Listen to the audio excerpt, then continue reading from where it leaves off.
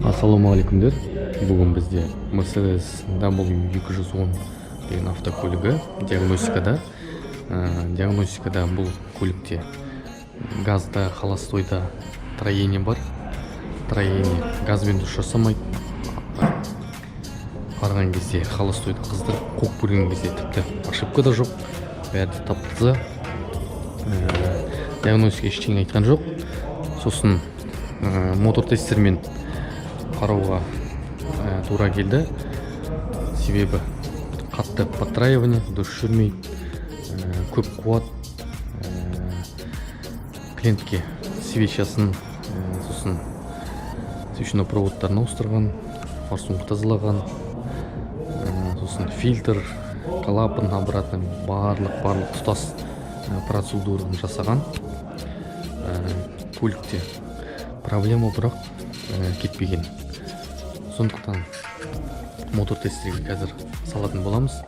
Мотор тестер салғанда қалай немен тексереді деген кезде бірінші цилиндрден арнайы импульс, датчик, сигнал аламыз. Осындай бетік келген.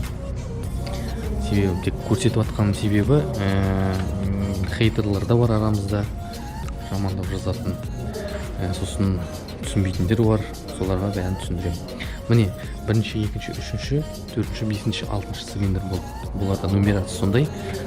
Сосын дәл осында бірінші цилиндрге катушкадан міне свечной провод өстіп барады, ток. Сосын катушкамен сигнал аламыз. Ол холостойда қай цилиндр пропускать етіп тұр, қай цилиндр жүрмей тұрғанды білу үшін мен арнайы осындай лазерный датчик сатып алып, лазерный датчикпен қараймын. Бұл көліктерде де негізінде коленвал датчик бар. Оны қарауға болады. Просто мен сіздерге көрсету үшін өстіп салып, машинаны қыздырған кезде коленвал датчиктің тістерін оқитын боламын. Соның арқылы мына сигнал алатын, бірінші цилиндрден сигнал алатын датчикпен тексереміз. Тексеріледі автоматты түрде қай цилиндр пропускать етіп тұр, қай цилиндр дұрыс жасамай тұрған. Өстіп сигнал алып, диагностика осылай жасалады мотор тестермен. Мотор тестермен мынандай компьютерлік диагностикамен ешқашанда клапанның зажатылығы, катализатордың біткені, сосын мотордың май жеп тұрғаны, подшипниктің май кетіп тұрғанын оны ешқашанда еш уақытта біле алу мүмкін емес. Сондықтан осындай мотор тестер қолданылады. Бұл бізге жақында келіп жатыр, 4-5 жылдық болған шығар. Бірақ Америкада 70-ші жылдан бері қолданып келе жатқан кеңінен таралған құрал. Сондықтан қазір осы автокөлікті холостойға қойып сіздерге көрсетем, қалай қыздыратын, қалай істейтін. Сосын шешімін артынан табылатын болады. Бұйырса бастаймыз ба деп сізден рұқсат алсам, бастайық. Мінекей автокөлікті қыздырдық, холостойда тұр. Қазір мындай лазерный датчикпен тістерін оқитын боламыз. Ол үшін тісті дәл осылай тақап, компьютерден осындай сигнал шығады.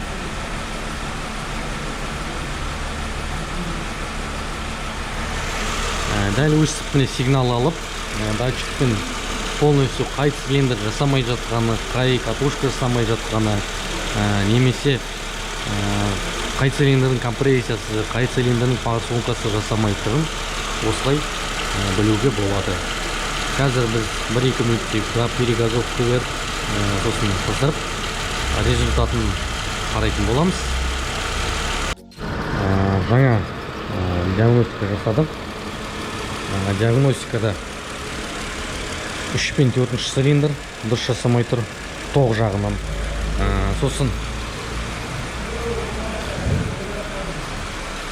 Сосын 4 пен 4 цилиндрдікі дұрыс жасамай тұр. Сосын 5-ті шашаған қазір сізге видео көрсетейін, қалай болу керек екен. Ол үшін coil and plug disc деген катушканы өлшейтін мыналарда мерседестерде бір катушкаға, екі свечаға бір катушка келеді ғой. Соны тексеретін құрылғы бар міне. Мінекей дәл осылай салған кезде ар жақта шығады. Міне мына цилиндрдікі более-менее нормально. Қазір бақып қараймыз.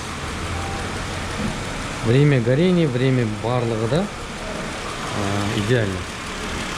Қазір екіншісін қараймыз.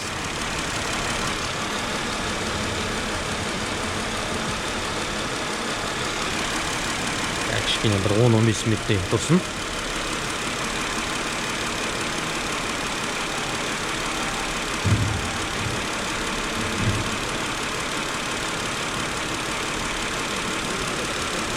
Бестен 6.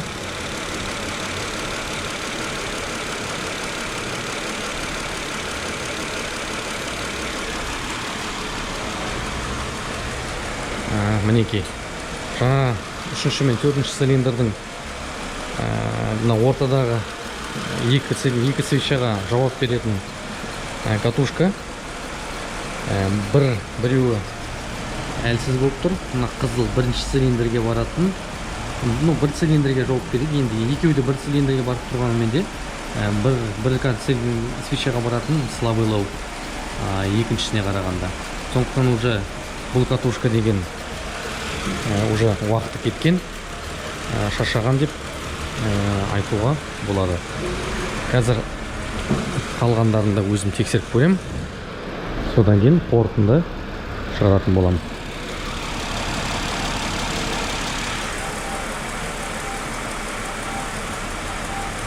Мінекей, бұл ортадағы да уже катушка жұмыстан шыққан. Негізінде себебі жаңа лазерный датчик пен колимбал датчикке қосылғанмен де осы ортадағы цилиндр 5-ші цилиндрге жауап беретін катушкада дұрыс жасамай тұр. 6-ші цилиндрдікі более-менее жақсы, бірақ онда да результат бір цилиндрдің свечасын ауыстыру керек болады. Себебі бір цилиндрге пробой болғанмен искрасы төмендеу болып тұр. Ол свечадан. Сондықтан қазір 3-ші цилиндрге қараймыз. Кешірім сұрайым, 4-ші цилиндрге.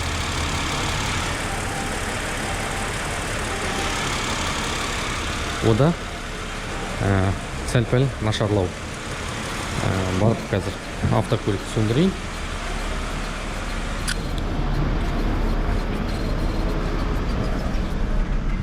Осылай міне диагностика өтеді. Негізінде Мерседес автокөлігінде диагностика осындай болып табылады.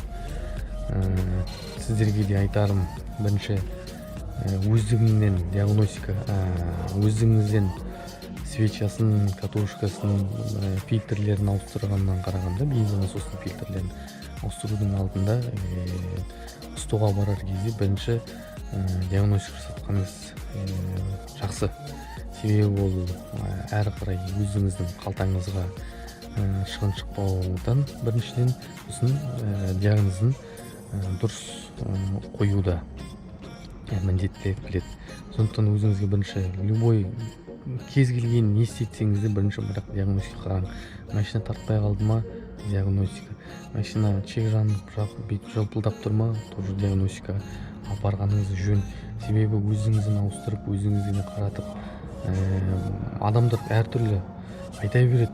Свечаны ауыстыр, катушканы ауыстыр, ой трамблер деп адам деген әртүрлі айта береді. Сондықтан соларға еріп соны ауыстыр деген затты ауыстырып өздеріңізден егер күмән болса ауыстырмай бірінші диагностикаға келіп қаратқаныңыз жақсы. Осы міне Мерседес автокөлігінің диагностикасын жасап болдық. Барлықтарыңызға да сіздерге денсаулық, зор байлық дейді, ауырмаңдар, әке-шешелеріңіз, жеңешелеріңіз, қарындастарыңыз бәрі де аман болсын, өздеріңіз аман болыңдар. Барлықтарыңызға рахмет. Номер менің контактым астыңғы жақта тұрған шығар. Сол жерге звондап маған звондап сұрақ қоя берсеңіздер болады.